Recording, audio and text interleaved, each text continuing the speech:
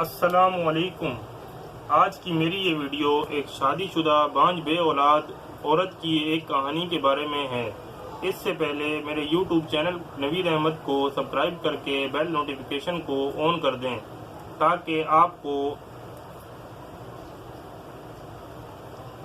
کو ملتی رہیں تمام چینل اپڈیٹس۔ آپ میری ویڈیوز کو زیادہ سے زیادہ شیئر کر کے اس کار خیر میں شامل ہو سکتے ہیں۔ لوگ کہتے ہیں کہ جس شادی شدہ عورت کی کوکھ سے اولاد نہ ہو اس کی زندگی ادھوری ہوتی ہے، مگر میں کہتا ہوں کہ ایسا نہیں ہے۔ بن ماں کے بچے بھی بانجھ عورت کی ادھوری زندگی کو مکمل کر دیا کرتے ہیں۔ عمر بہت خوبصورت اور تعلیم یافتہ تھے۔ یہ رشتہ مناسب تھا، والدین نے قبول کر لیا اور میری ان کے ساتھ شادی ہو گئی۔ شادی کے بعد میں ان کے ہمراہ ہنسی خوشی رہنے لگی۔ عمر مجھے دل و جان سے چاہتے تھے، ساس نند تھی نہیں۔ شادی کے بعد میں ان کے ہمراہ ہنسی خوشی رہنے لگی۔ عمر مجھے دل و جان سے چاہتے تھے، ساس نند تھی نہیں۔ ہماری توجہ صرف ایک دوسرے کے لیے مبذول تھی۔ دن پر لگا کر اڑنے لگے۔ میری سہیلیاں جب عمر کو دیکھتی کہتی میاں پر نظر رکھا کرو، ان کی پرکشش شخصیت پر اور کوئی نہ مر مٹے، یوں مردوں کا بھی کوئی اعتبار نہیں۔ تب میں غرور سے کہتی مجھ جیسی انہیں اور کوئی نہ ملے گی۔ یہ غرور اللہ تعالیٰ کو پسند نہ آیا۔ میں بھول گئی کہ عورت کی خوبصورتی اولاد سے ہوتی ہے۔ جس عورت کی گود سونی ہو وہ داغ لگے چاند جیسی ہوتی ہے۔ شادی کو 10 برس بیت گئے، اولاد کی نعمت سے گود خالی رہی۔ شروع میں ہم دونوں کو امید تھی کہ اللہ تعالیٰ ہمیں اس نعمت سے ضرور نوازے گا، مگر وقت گزرنے کے ساتھ ساتھ مایوسی ہونے لگی۔ میں اداس اور وہ چپ چپ رہنے لگے۔ شادی کے 10 برس بعد ایک روز کہنے لگے، بڑے شہر کی رونقیں بڑی ہوتی ہیں، یہاں رشتہ دار بھی بے اولاد ہونے کا طعنہ دیتے ہیں۔ زندگی میں بوریت سماتی جا رہی ہے۔ جی چاہتا ہے کہ یہاں سے نقل مکانی کر لیں اور کسی بڑے شہر میں جائیں۔ ایک دن دفتر سے لوٹے تو کہا کہ میں اپنا کاروبار کراچی شفٹ کر رہا ہوں۔ ایک دوست کے توسط سے وہاں آفس مل گیا ہے۔ چلو روشنیوں کے شہر میں چل کر نئی زندگی شروع کرتے ہیں۔ میرا جی نہیں چاہتا تھا کہ اپنے شہر اور میکے والوں سے دور جاؤں، مگر شوہر کی خواہش کے آگے بے بس ہوئی۔ انہوں نے سمجھایا کہ ماحول بدلے گا تو ہماری زندگی میں نئے رنگ بھر جائیں گے۔ شروع میں ایک پرسکون علاقے میں ہم سکونت پذیر ہوئے۔ ایک چھوٹا سا بنگلہ، ایک کام کرنے والی ملازمہ اور ملازم لڑکا بھی بآسانی مل گئے، کیونکہ قریب ہی کچی آبادی میں غریب کنبے آباد تھے۔ ملازمہ ایک 24-25 سالہ خوش شکل لڑکی تھی اور وہ بہت دلچسپ باتیں کرتی تھی۔ صبح سویرے آ جاتی اور شام تک میرے پاس ہوتی۔ وہ کام بھی اچھا کرتی اور باتیں بھی چٹپٹی کرتی۔ اس ملازمہ کا نام نوشین تھا، جسے میں نوشی کہتی تھی۔ ایک روز نوشی آئی تو کہا، بی بی ایک بات کہنی ہے، مگر ڈرتی ہوں اور بتائے بغیر بھی نہیں رہ سکتی۔ ڈرو نہیں، جو کہنا ہے کہہ دو، صاحب کو پتہ چلا تو میری شامت نہ آ جائے۔ نوشی کے اس جملے پر میرے کان کھڑے ہو گئے۔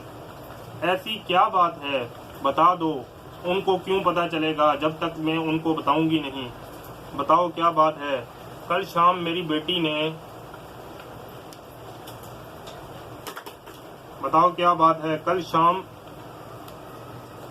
تو میرا شوہر آپ کے گھر کے باہر میرا انتظار کر رہے تھے اور مجھے کہا کہ بیٹھ جاؤ موٹر سائیکل پر، آج تمہیں شاپنگ کرواتا ہوں۔ طارق روڈ ہم دونوں گئے۔ وہاں نیچے بچھے ہوئے کچھ کپڑے تھے۔ ہم نے وہاں سے اپنے لیے 2 سوٹ منتخب کر لیے۔ اتنے میں دیکھا تو صاحب کی گاڑی آ کر سامنے رکی۔ اس میں سے صاحب کے ساتھ ایک فیشنیبل لڑکی اتری اور وہ دونوں ایک جیولری کی دکان میں گئے۔ انہوں نے مجھے نہیں دیکھا تھا۔ میں نے دیکھا کہ صاحب نے اس کو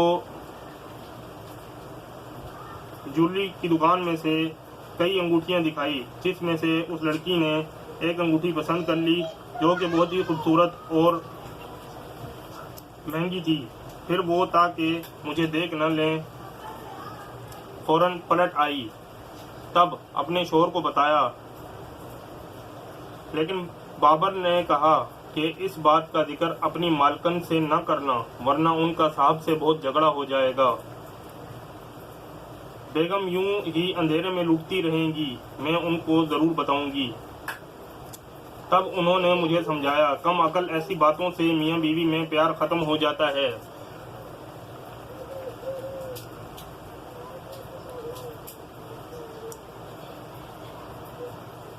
اور گھر بھی اجڑ جاتے ہیں۔ خدا نخواستہ تمہاری بیگم صاحبہ کا گھر اجڑ گیا تو تم ذمہ دار ہوگی۔ پہلے میں نے فیصلہ کیا کہ آپ کو اس بارے میں کچھ نہ بتاؤں۔ بابر صحیح کہتا ہے کہ اگر آپ کے شوہر کی جگہ بابر مجھ سے ایسا کرتا اور مجھے علم ہو جاتا تو کیا میں اسے بخش دیتی؟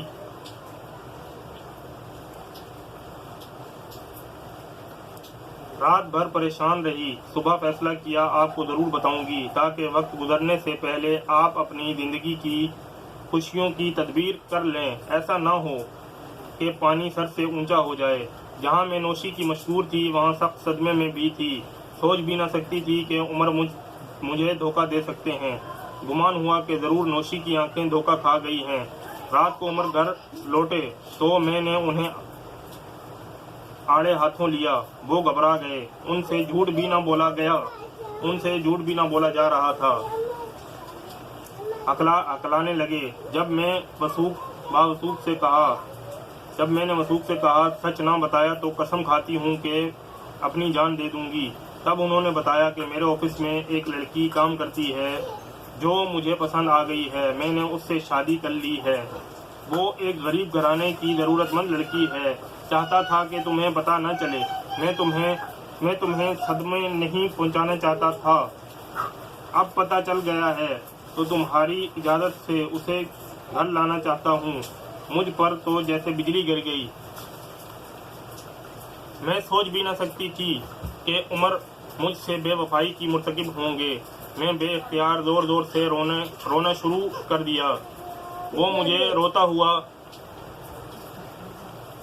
روتا ہوا چھوڑ کر چلے گئے۔ گھر میں میں رات بھر روتی رہی، میرے آنسو پہنچنے والا بھی کوئی نہ تھا۔ اگلے 2 دن تک وہ گھر نہ لوٹے۔ تب میرا دم گھٹنے لگا۔ نوشی دلاسے دے رہی تھی مگر مجھے کچھ بھی اچھا نہ لگ رہا تھا۔ عمر کے بغیر ایک دن نہیں کاٹ سکتی تھی۔ اب 2 راتیں گزر چکی تھیں۔ میری حالت غیر ہوتے دیکھ کر نوشی بولی، بی بی آپ صاحب کو فون کر کے بلا لیجئے، مرد اور شادیاں کرتے ہی ہیں، خود پر قابو رکھیں، زیادہ غصہ کریں گی تو ان کو کھو بیٹھیں گی۔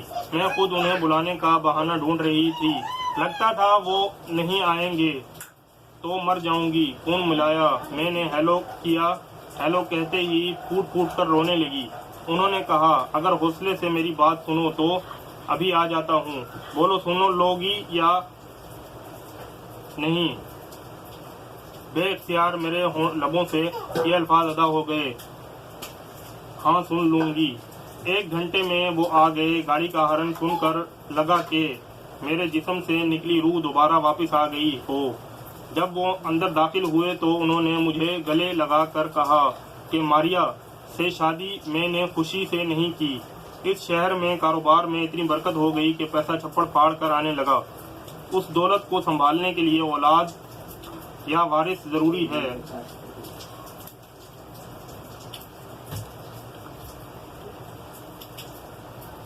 ماریا سے میں نے شرط رکھی ہے کہ پہلی اولاد میں اپنی پہلی بیوی کو دوں گا۔ اس طرح تمہاری پیاسی ممتا کو بھی تسکین ملے گی اور ہمیں دولت کا وارث بھی مل جائے گا۔ یقین کرو ہمارے پیار میں کوئی کمی نہیں ہوگی۔ بالآخر میرا شریک حیات ماریا کو گھر لے آیا۔ اب سمجھوتا کر لینے میں ہی عافیت تھی۔ میں اپنے ماں باپ پر بوجھ نہیں بننا چاہتی تھی۔ ماریا کو بنگلے کے اوپر کا کمرہ دیا گیا۔ اب مجھے انتظار تھا کہ ماریا کب ماریا ماں بنے گی اور میری گود بھرے گی۔ بالآخر وہ وقت آ ہی گیا جب ماریا اسپتال گئی اور اور خبر آئی کہ وہ ایک بیٹے کو جنم دے چکی ہے۔ جب وہ گھر واپس آئی تو عمر ماریا دونوں اپنے کمرے میں چلے گئے۔ میں وہاں گئی۔ عمر نے ماریا سے کہا کہ بچے کو اپنی بڑی امی کے حوالے کر دو، وہ کب سے اس کے لیے منتظر تھی۔ میری سوتن نے منہ پھیرتے ہوئے جیسے خنجر میرے دل میں اتار دیا۔ یہ کہہ کر کہ میں اس گود جلی کا سایہ بھی اپنے بچے پر نہیں پڑنے دوں گی، میں رونے لگی۔ اتنے میں عمر میرے پاس آئے اور دھیمی آواز